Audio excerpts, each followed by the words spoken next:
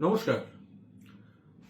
যারা আমরা তৃণমূল কংগ্রেসের প্রার্থী হিসেবে তৃণমূল কংগ্রেসের দলীয় প্রতীক নিয়ে মমতা বন্দ্যোপাধ্যায়ের প্রার্থী বলে মমতা বন্দ্যোপাধ্যায়ের মুখ ব্যবহার করে ভোটে জিতে বিধায়ক হয়েছি বা সাংসদ হয়েছি, আমার সকলের কাছে একটা অনুরোধ যে দেখুন, কোনো ধরনের কোনো সিদ্ধান্ত নেওয়ার আগে একবার নীতিগতভাবে আপনারা কর্মী সভা ডাকুন।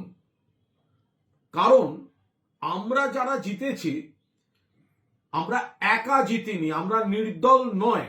আমরা জিতেছি মমতা বন্দ্যোপাধ্যায়ের প্রার্থী হিসেবে, তৃণমূল কংগ্রেসের প্রার্থী হিসেবে, ঘাসের ওপর জোড়াফুল প্রতীক তৃণমূলের মমতা বন্দ্যোপাধ্যায়ের প্রার্থী হিসেবে, এবং মমতা বন্দ্যোপাধ্যায় এই বয়সে যা প্রচার করেছেন সারা বাংলা ঘুরে, তার সুবিধা নিয়ে আমরা জিতেছি। তো সুতরাং এখন বড় বড় কথা যারা বলছি, তো একবার একটা কর্মীদের আমাদের মতামত নেওয়া উচিত। কারণ জিতেছি মমতা বন্দ্যোপাধ্যায়ের দলে, জিতেছি মমতা বন্দ্যোপাধ্যায়ের প্রতীকে, ভোট করেছেন তৃণমূল কংগ্রেসের কর্মীরা, আর ভোট দিয়েছেন মমতা বন্দ্যোপাধ্যায়কে যারা মুখ্যমন্ত্রী চেয়েছেন সেই মানুষ।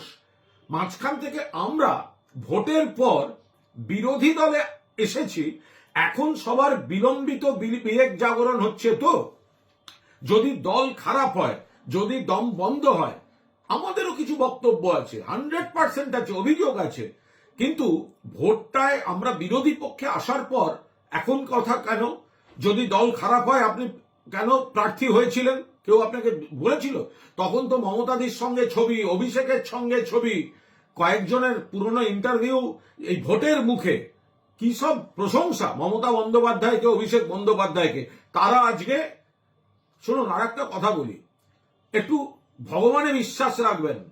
যারা অন্য ধর্মের আল্লাহকে শ্রদ্ধা করেন, আপনারা সবাই একটা জিনিস শুধু মনে রাখবেন, যে আপনাদের দাঁড় করিয়েছে, যার পরিচয় দাঁড়িয়ে আছেন, এখন তো শুনছি নাকি দু একজন এতখানি কথা বলছে যে আমরা আসল দল, প্রতীক পর্যন্ত নিয়ে নেব। দেখুন, সংখ্যাতত্ত্বে এবং অন্য একটা রাষ্ট্রশক্তি যদি পেছন থেকে আপনাদের পুলিশ প্রশাসন দিয়ে মদত দেয়, তাহলে অনেক কিছু করা যায়। কিন্তু বুকে হাত দিয়ে বলুন, ওপরওয়ালার কাছে কৈফিয়ত দিয়ে বলুন, যে মহিলা আপনাদেরকে এতখানি প্রতিষ্ঠা দিয়েছে, সরকার হলে আপনারা অনেকে মন্ত্রী হতেন, তার হাত থেকে প্রতীক নেওয়া বা তার হাত থেকে দল কাড়ার কথা যারা বলছে, যারা ভাবছে সংখ্যাতত্ত্বে কি হবে বা অন্য একটা বড় শক্তি পুলিশ প্রশাসন দিয়ে হেল্প করে কি হবে, সেটা আলাদা ব্যাপার।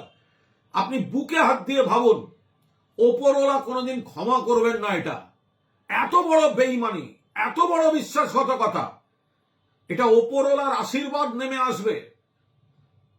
ওপরওয়ালার আশীর্বাদ নেমে আসবে যদি আপনি বিশ্বাসঘাতকতা না করেন, যদি আপনি মূল্যবোধ, দায়বদ্ধতা দেখান, কৃতজ্ঞতা দেখান মাননীয় নেত্রীর প্রতি।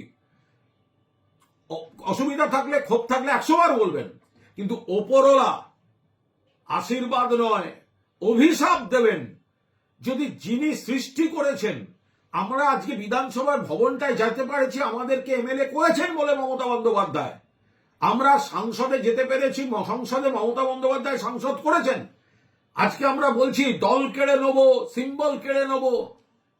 মায়ের কাছ থেকে কেড়ে নেবেন যেটা দলটাকে জন্ম দিয়েছেন, যার স্ট্রাগল থেকে জন্ম হয়েছে। হ্যাঁ, তার মধ্যে ঝগড়া হতে পারে, বিভেদ হতে পারে, সব হতে পারে। ওপরওয়ালা ক্ষমা করবেন না। আর যদি এত বড় নেতা হন আপনারা, এত বড় বড় কথা, অন্য দলের মদত নিয়ে বড় বড় কথা না বলে, প্রতীক অন্য তৃণমূলের প্রতীকে মমতাদির ছবি দিয়ে জিতেছেন, তৃণমূলের কর্মীরা ভোট করেছেন, মমতাদিকে যারা ভালোবাসেন তারা আপনাকে ভোট দিয়েছেন। আপনি একা একা ডিসিশন নেওয়ার আগে যদি ক্ষমতা থাকে, প্রত্যেকের এলাকায় কর্মী সভা ডাকুন। কর্মী সভা ডেকে মানুষের মতামত নিন। আপনার এই বিশ্বাসঘাতকতা যদি মানুষ অ্যালাউ করে, করবেন, কিন্তু মানুষের মতামত নিন। মানুষ যদি বলেন, কর্মীরা যদি বলেন তৃণমূলের সঙ্গে থাকতে, দিদির সঙ্গে থাকতে, কর্মীদের বক্তব্যকে সম্মান দেবেন। জয় বাংলা।